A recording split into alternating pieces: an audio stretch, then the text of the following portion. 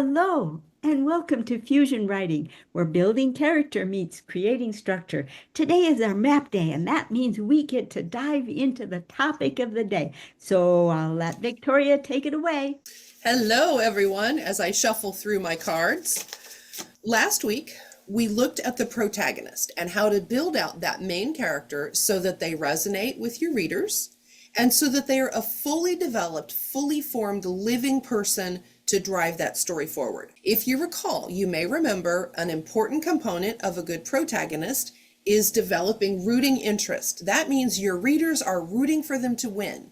Well, what are they rooting against? You have to build in a good villain. You need something as a counterpoint to that main character. So how do you go about building a villain? This is something that when I was researching my book, Zettelkasten for fiction writers, which is coming out soon, I really dug into how to build out these different characters so that number one, you can install them in your notebooks, but number two, you have a firm grounding in what that needs to look like. So the first tool is using your protagonist. I'll explain what that means.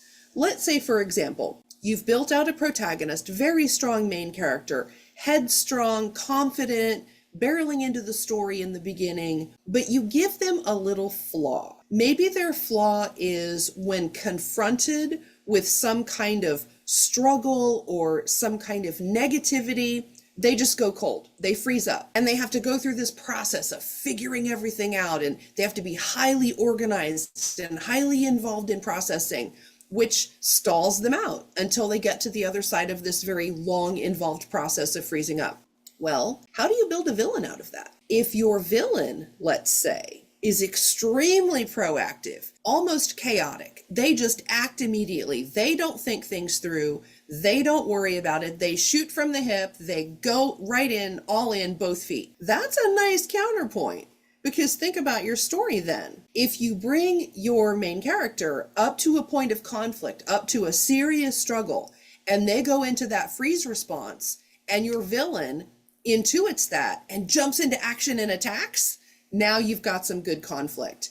Number one, that protagonist is going to have to snap out of the freeze and solve and work the problem.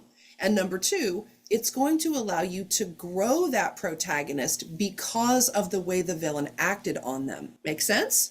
So that's one key way that you can install something, a character trait, in your protagonist that allows you to mirror that thing in your villain and the way that they attack. A second strategy that you can use is start to think about how your villain is misguided. Okay, let's say, for example, you build into your villain something that's happened to them that makes them see the world in a particular way, but it's not the right way. So let's say they have experienced a great loss early on in their life. That makes them believe that they cannot be good. They do not have good in them, and they turn to the dark side, if you will. And that's what's driving them attacking your protagonist, because your protagonist is a good person and is trying to do good. The villain is thereby attacking them for it. One way that you could develop that story, rather than having your villain lean into the dark side, is what if something happens where your villain and your protagonist, who have been in conflict, come to learn that they share a point of view, or maybe they share a mission that's bigger than they are. Suddenly, that villain doesn't go down the dark road. It's a redeemable villain. And instead, they come to share that main character's perspective. They come to share that they don't have to always choose the dark side. They can choose to step into the light, join forces, and defeat the major, bigger thing that only the two of them together can confront. So that's two ways of building a positive arc, right? Your villain comes to see the perspective of the good guy and they join up to defeat the big bad, or a negative arc where your villain dives right into poking your hero in the flaw spot, in the soft spot, and thereby drives your hero to triumph. You can literally do this all day long, guys. Sit down with a piece of paper, put your good guy here, put your bad guy here, and then start firing shots at each other and think, what could I do to join them together in the ways that they see the world and the ways that they behave? You will surprise yourself in how many different ways you can come up with to cause conflict and resolution between these two characters so that ultimately they are joined together to make a strong story. So that's where I will leave you today. Get to the drawing board and start sketching out what that could look like, because I guarantee you will come up with something pretty cool that gives you a road that you want to write down. With that, I will throw it over to Kathleen. Oh, well, thank you so much, Victoria. Well, this fits pretty well with what I have to teach today because I'm going to be talking about the different voices of humility. And that means that I'm going to point out where it shows up as a positive character trait and where it shows up as a flaw. So if you need to look for a flaw for your hero, we can talk about how that could be. Or if you're looking for something that your villain is going to utilize, we can see perhaps some of that happening here as well. Victoria will probably be able to sum us up at the end. So let's talk about the voices of humility. Humility is how we feel about ourselves, and particularly it's how we feel about the things about ourselves that we cannot control. Tall, short, color of hair, color of skin, strengths of ability, physically strong, physically weak, disabilities, whatever the package that we have, wealthy family and impoverished family, a family that's well respected, a family that's not well respected. All of these different things come into our characters and form the backstory of our character. And our character has to deal with whatever package he has been given. And that means that the character needs to be aware of what ones of these traits that you've given to him are within his power to deal with or to have changed or are just part of the package he got stuck with. So then the question is, how does the character react? Now, any character who looks at his nice package, that, ooh, I got this nice package, and suddenly feels all puffed up about himself and feels himself to be better than others because of these things that were handed to him, well, now you're looking at a character flaw. So if this is your hero and you just kind of put that in the background, he's not a bad guy, but, he was born on third base and he just assumes he hit a triple. That standard cliche, but he's not a horrible guy about it. But your villain knows that that's a weak spot for him and could possibly poke him there to realize that, no, that's not your accomplishment. That was handed to you. But so think of that. And then, of course, there's the more villainous version where the character thinks he's just, should be the king of the universe. Take an arch villain. He should rule the whole universe because he's so wonderful. Talk about the opposite of humility. And so anyone in his universe is below him, automatically below him. Well, even then, your villain has a weak spot because if someone comes in at close to his level for a challenge, that challenge is going to have to be reacted to immediately, or he's going to lose his own sense of who he is. So you see that humility can be a very dynamic factor in a story. And it's a good idea to know where your characters lie. And then, of course, if you need a gentling influence, your Yoda figure, your Kung Fu figure, perfect calmness, well, look to humility again, because in this character, he's completely comfortable with where he comes from, his package of gifts, and that makes him very grounded.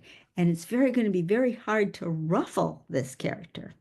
Now, if your villain encounters a character like that, if he's kind of an important character in your story, well, then that villain is going to want to hit him and hit him and hit him because he's going to try to crack that, what he's going to consider smugness.